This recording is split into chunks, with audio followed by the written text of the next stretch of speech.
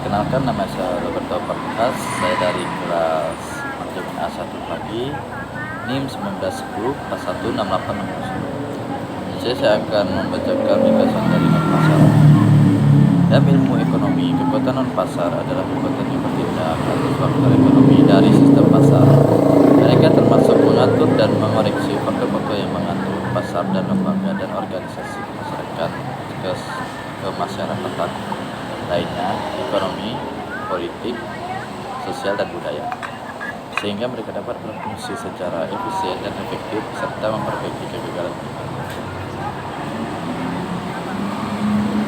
Untuk ekonomi politik, misalnya Baron 1995 hingga Brigade 1969. Ahli teori sosial, misalnya Carlson dan Schmelzer 1956, dan beberapa ilmu politik, misalnya Eichmann 1960. Masyarakat terdiri dari subsistem ekonomi, politik, sosial, dan budaya, masing-masing dengan lembaga dan organisasinya sendiri.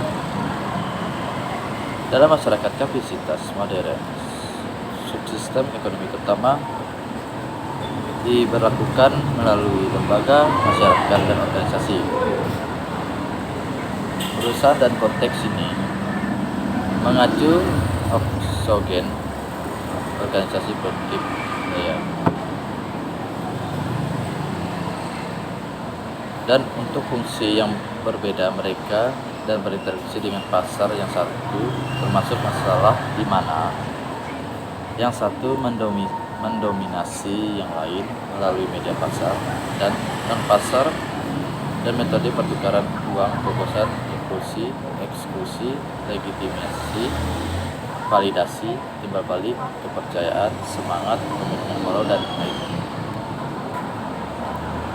Pada kedua ekstrem hubungan ini, seseorang memiliki sistem pasar yang terlalu dibatasi, yang didominasi oleh lembaga masyarakat lain atau masyarakat pasar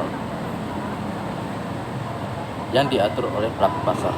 Nilai dan proses kedua ekstrem tersebut merupakan kegagalan integrasi yang efektif antar pasar dan subsistem masyarakat non-pasar.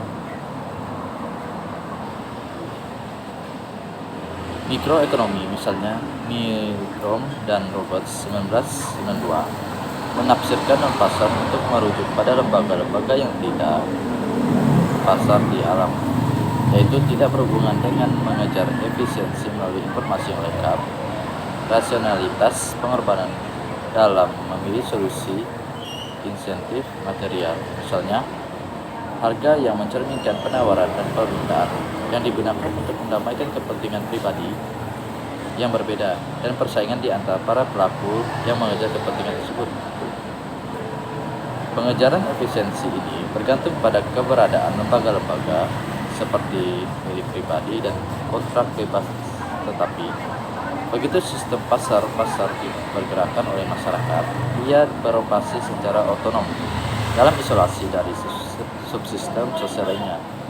Dalam ekonomi mikroanalisis, faktor-faktor non-pasar berjumlah atau kata diberikan, misalnya undang-undang properti diperlakukan sebagai netral secara alokasi karena berlaku untuk semua perusahaan dalam industri tertentu, misalnya tarif pajak perusahaan, atau diabaikan karena tidak dapat diperdagangkan, misalnya reputasi kegagalan diakibatkan oleh kurangnya persaingan yang sempurna di pasar.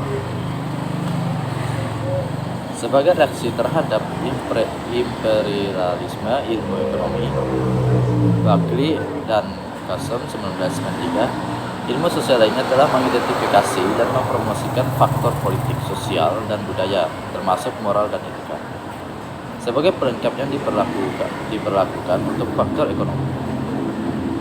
Inklusi mereka membantu mencapai efektivitas individu dan organisasi dalam pertukaran melalui hubungan yang dipersonalisasi, aturan yang diinternalisasi, norma dan adat istiadat. Untuk sosiolog, misalnya Grant Fowler 1985 sampai 1992, non-pasar maju pada faktor sosial, politik, dan budaya yang endogenisasi yang menembus pertukaran ekonomi dan seringkali diperlakukan mencapai efektivitas individu maksudnya, organisasi dan antar organisasi yang tidak mungkin dilakukan ketika tindakan ekonomi kurang disosialisasikan.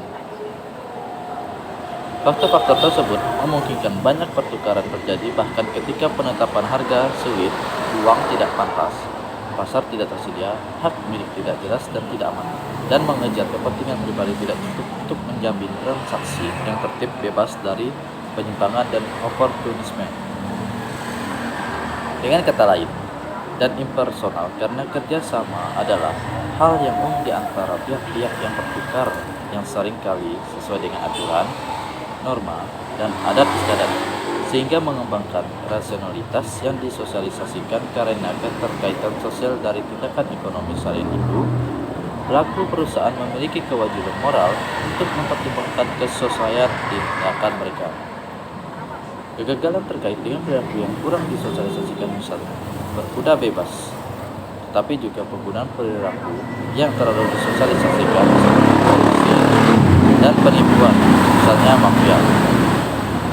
Untuk ilmuwan politik, misalnya Hecksman 1970, non-pasar mengacu pada korektif berbasis kekuasaan yang digunakan untuk memperbaiki semua organisasi, ekonomi, politik, sosial, dan budaya ketika persaingan di antara mereka gagal memperbaiki kemunduran atau membusukan lainnya. Artinya, di bawah sistem ekonomi, politik, sosial, dan budaya permanen tunduk pada penyimpangan dari perilaku efisien, rasional, taat hukum, berbudi luhur, atau fungsional. Kesejahteraan masyarakat dioptimalkan hanya ketika semua organisasi-organisasi pasar, negara, masyarakat, sipil, dan budaya bersaing di antara mereka sendiri. Meskipun organisasi yang tidak efisien atau tidak efektif mungkin tetap tidak peka terhadap persaingan karena mereka dapat memanfaatkan sumber daya lain, kelembanan organisasi, perdanaan publik, timbal balik, preferensi nasionalistik, dan lain-lain.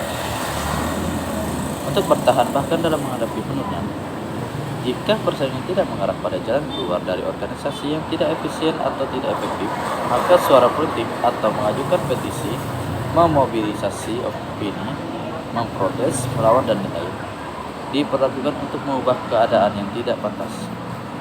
Dengan demikian, non-pasar terkait dengan penggunaan kekuasaan termasuk kekuatan dengan faktor menggunakan properti dan kedaulatan mereka, hak untuk memberikan pengaruh terhadap orang lain yang menggunakan hak sama untuk melawan upaya tersebut.